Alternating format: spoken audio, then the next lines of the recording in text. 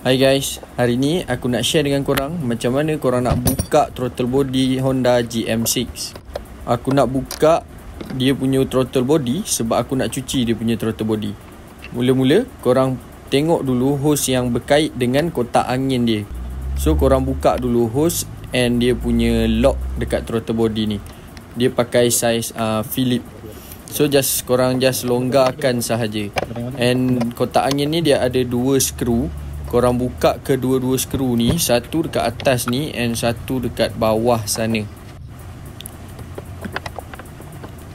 Okey, satu lagi dekat sini. So aku punya tool ni panjang sangat, aku boleh loosekan dia. So lepas aku loosekan dia, aku pusing je lah pakai tangan. Lepas korang dah keluarkan skru, kedua-dua skru tu tadi, korang try goyangkan dia. Kalau dia dah boleh goyang tu, maksudnya dia dah boleh keluar.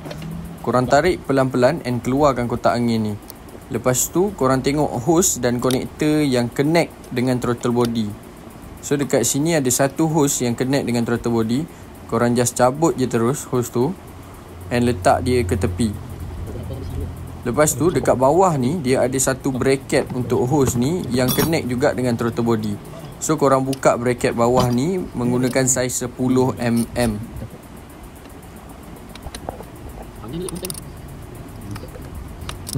Aku cuci throttle body ni sebabnya member aku cakap kereta dia kurang pick up. So aku cakap kat dia, kita try lah dulu cuci throttle body.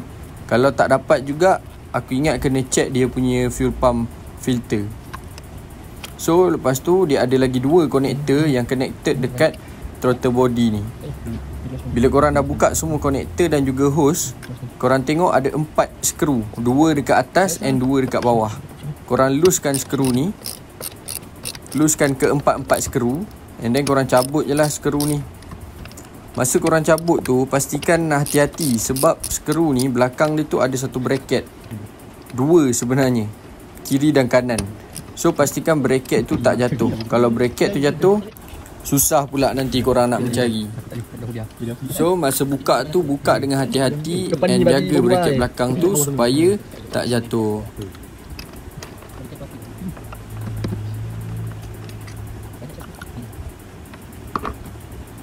Okey, masa skru last ni korang paling kena hati-hati. Sebabnya dia agak leceh sikit. So korang buka je pelan-pelan. Okey, dah keluar kita punya throttle body.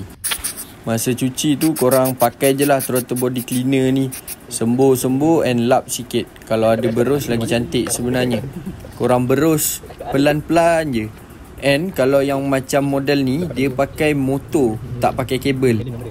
Pastikan korang hati-hati masa korang nak selak dia punya flap tu.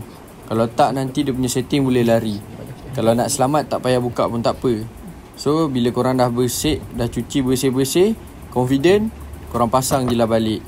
Follow je step tadi. Pastikan bracket ni jangan lupa, sebab bracket ni adalah tempat untuk ikat skru tu. Untuk throttle body ni nak cantik, korang cuci 6 bulan ke setahun sekali. Tengok pada kekerapan korang pakai kereta. Kalau kereta buat daily, better 6 bulan sekali korang cuci. Dia sebenarnya tak payah bawa keluar pun tak apa. Tapi kalau nak lagi puas hati and lagi bersih, korang bawa lah keluar. So kalau korang nak link untuk tools and juga dia punya throttle body cleaner tu, korang boleh tekan dekat description. Aku akan letakkan link dekat description untuk barang-barang yang aku pakai. So lepas tu korang pasang je balik step by step. Korang ikat ke 4 skru ni. Pastikan ketat. Kalau tak nanti bocor pula dekat korang punya throttle body. RPM pun jadi tak cantik. So korang pasang balik semua hose yang korang cabut tadi. Pastikan korang ingat laluan-laluan dia. Bila dah pasang hose-hose tu, korang boleh ikat balik 2 skru ni tadi. Skru kotak angin ni pun pastikan ketat. Kalau tak nanti bergoyang-goyang, bising pula kereta korang.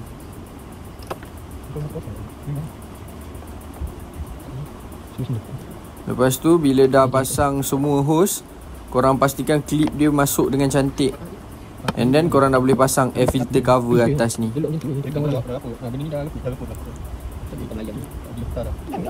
So bila dah pasang semua, hose ni pun jangan lupa pasang.